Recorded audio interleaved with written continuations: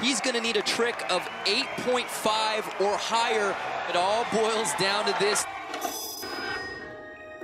We know Nyjah Huston lands on his feet. The reigning king of street skateboarding defies gravity, finds his board, and sends the crowd into a frenzy. It's a pattern he's used to repeating. But to understand how dominant he is now, you have to know how he came to control his own fate. You might not know it now because I just look like a typical white lady from California. But for 15 years, I wore a head wrap. I did not own a pair of pants. I was raised vegan for the first 15 years of my life. Very strict vegan because my dad was very set on that. We homeschooled our children.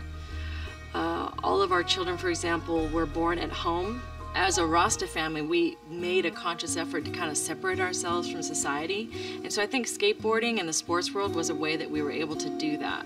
My dad used to skate back in his teenage years, and he loved it. So then I think when he had me and my brothers, he really wanted to kind of get us into skateboarding. Early in his childhood, Nyjah skated with his dad and older brothers at local parks. It didn't take long before word got out that something extraordinary was happening on these normal family outings.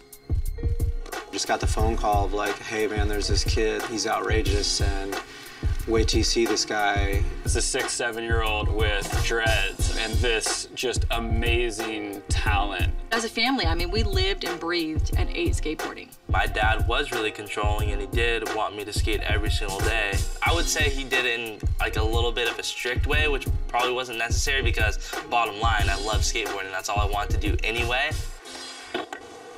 With a sponsorship from Element Skateboards and an invite to compete at X Games, Nyjah suddenly had a full-blown skating career at 11 years old that supported the whole Huston family. But Nyjah's perfect California life was about to change. In 2006, Nyjah and Ademi visited Puerto Rico for a contest. Soon after, the father moved the family to a secluded 26-acre farm there, bought with Nyjah's earnings. I think he wanted to try to keep me and my brothers as far as possible away from like having friends and being a normal kid and getting into trouble and like getting into girls and yeah, stuff like that. I think there was a level of isolation that was slowly taking place over the course of a few years. Nyjah got way better than anyone expected, and with that came media, came interviews, demands, and the Huston family had limited the communication through being pretty much off the grid, and it really led to the severe problems. It came to a point where I wasn't showing up to enough autograph signings and demos and stuff, and it sucks because I wasn't really even aware of that, because I wasn't talking to them, my dad was. It all kind of started to go downhill from there. I did get a phone call from Ryan Kingman, who was the then team manager for Element Skateboards, and he was calling to warn me, like, hey, this can't go on like this anymore, or we have no choice but to let Nyjah go.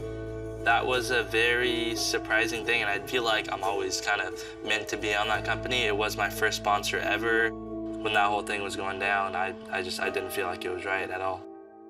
Nyjah's contact with the skate world was limited by Ademi, and he lived in social isolation.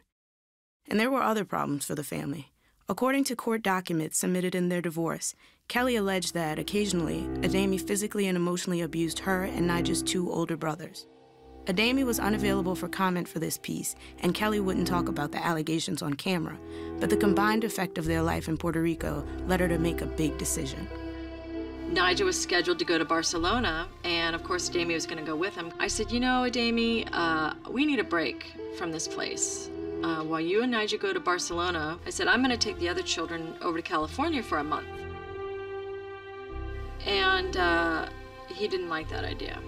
Their dad was so angry with me, and he refused to take me to the airport. So I had 4 children with me, and I had to hire a van.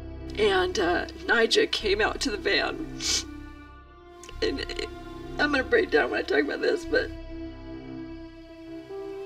that was the worst, because the way he looked at me and the way I looked at him, we both knew, like, this is it. Mom's leaving, but Mom has to leave. And that was really the very saddest moment of my entire life. I was kind of the one sibling that didn't have like a choice because my dad was my manager, so he felt like he had complete responsibility of me. That kind of sucked, you know, all my brothers moving back to California, where I wanted to move back to also, and now I'm just stuck in Puerto Rico. Like, oh. It's very painful to have to go through that, to have to separate a child, not only from his mother, but from all of his siblings as well. So it was really, really, really tough choice, but definitely the right choice. Nyjah rarely saw his mom over the next 2 years. With Ademi controlling Nyjah's travel and insisting that they stay in Puerto Rico, Kelly finally filed for divorce in July 2009 and petitioned for full custody of Nyjah and his 3 other minor siblings. That meant the court had to decide which parent controlled Nyjah's career. In May of 2010, a judge decided that Nyjah would live with Kelly in California. I was very thankful that my mom made the decision that she did by helping out my career and getting me back and really getting me back on track. What rekindled the relationship with Nyjah? His mother, for sure. She's really like kind of the glue between all of us. He was already one of the best skateboarders alive. When we started Street League, we knew that it was incomplete without him, and she really made it happen. When I found out about Street League, it was a scramble of how am I going to get him there? Nyjah's money had been so abused and was down to such a low number that he had a court-appointed minors counsel that was holding all of his money in a trust. I literally had barely $100 in my checking account. So I was completely going to Arizona for the first Street League on a wing and a prayer. She called me and said, hey, we're having trouble with the credit card. And I just said, hey, just put all their rooms on my card. Don't even worry about it. And then Nyjah won. He won $150,000. That was kind of the beginning of everything going up. I think that was one of the most important and best feeling contests I've ever won before. And that first event literally changed their lives. From that point, I was able to prove to the courts that I had all the right intentions for my son. And little by little, they gave me more control of managing Nyjah's career. Nyjah finally had the one thing Ademi would never give him, a taste of freedom. At 18 years old, he's Nyjah Huston, the skateboarder, and in total control of what happens now. The time became right to lose the dreads. I think after having them for 15 years, I was like, wow, like I wanna know what it feels like to have normal hair. More than anything, he went from very introverted to like more outgoing and fun-loving, lucky kid who's living up every aspect of this rise to superstardom. At first, it was a huge change because for the first time in his life, like he had choices. He's not looking over his shoulder for his dad to tell him what to do.